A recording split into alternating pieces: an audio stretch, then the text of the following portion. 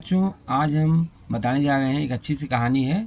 नाम है बात अटरने की, जो साहित्य सागर से ली हुई है। इसके लेखक हैं श्री सुदर्शन जी। इस कहानी में रसीला इंजीनियर बाबू जगत सिंह के यहाँ नौकर था। 10 रुपये वेतन मिलता था उसे।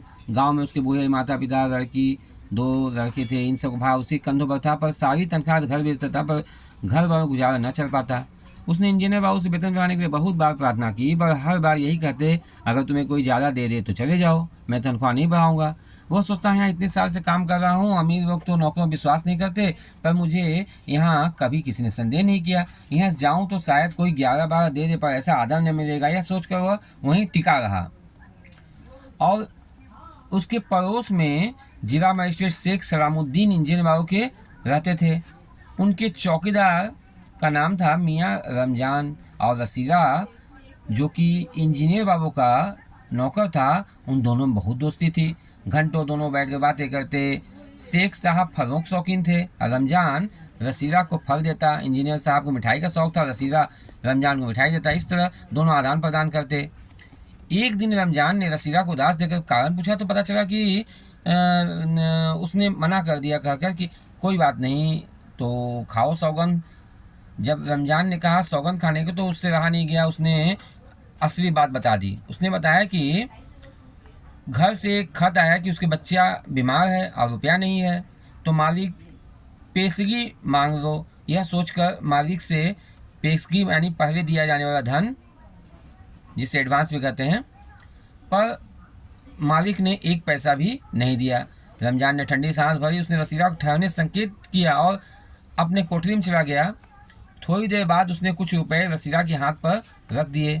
रसीला के मुंह में एक भी शब्द न निकला। सोचने में, बाबू साहब को मैंने इतनी सेवा की, पर दुख में उन्होंने साथ न दिया। रमजान जो एक गरीब है, परंतु आदमी नहीं, देवता है, ईश्वर उसका भला करे। रसीला के बच्चे स्वस्थ हो गए। उसने रमजान का ऋण चुका दिया। ऋण अर्थात कर्ज चुका दिया। केवल 8 आने बाकी रह गए थे। रमजान ने कभी भी पैसे न मांगे, फिर भी रसीला उसकी आंख न उठा पाता, क्योंकि उसके मन में शर्म लगती थी कि अभी भी 8 आने पैसे बाकी है।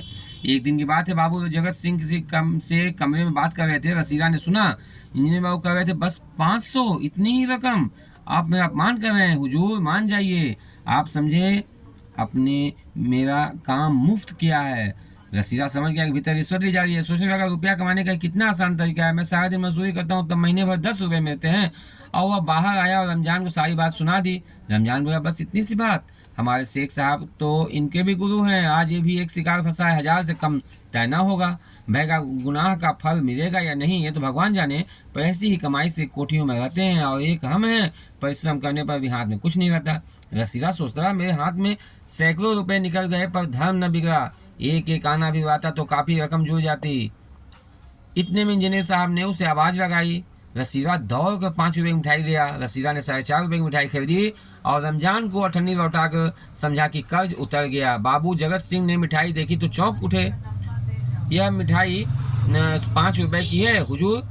5 की है? रसीला का रंग उड़ गया, यानी वह घबरा गया। उससे पता नहीं था कि उसके ऊपर इस तरह से उसके मालिक शक करेंगे। बाबू जगत सिंह समझ गए। उन्होंने रसीला से फिर पूछा। रसीला फिर वही उन्होंने रसीला के मुंह पर एक तमाचा मारा और कहा, चल मेरे साथ जहाँ से लाया है। हुजूर, झूठ कहूँ तो रसीला ने अभी अपनी बात पूरी भी न की थी कि इंजीनियर बाबू चिल्लाए। अभी सच और झूठ का पता चल जाएगा। अब सारी बात हलवाई के सामने ही कहना।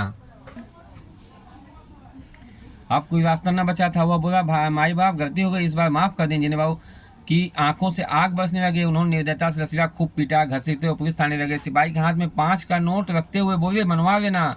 रातों के भूत बातों से नहीं मानते, अर्थात दुष्ट व्यक्ति पर समझाने बुझाने का प्रभाव नहीं पड़ता। दूसरे दिन मुकदमा शेख सलामुद्दीन के कचहरी में पेश हुआ। रसीला ने तुरंत अपना अपराध स्वीकार कर लिया। उसने कोई बहाना न बनाया। चाहता तो वह कह सकता था कि यह साजिश है, मैं नौकरी नहीं करना चाहता, इसलिए हलवाई से मिलकर मुझे फंसा रहे हैं।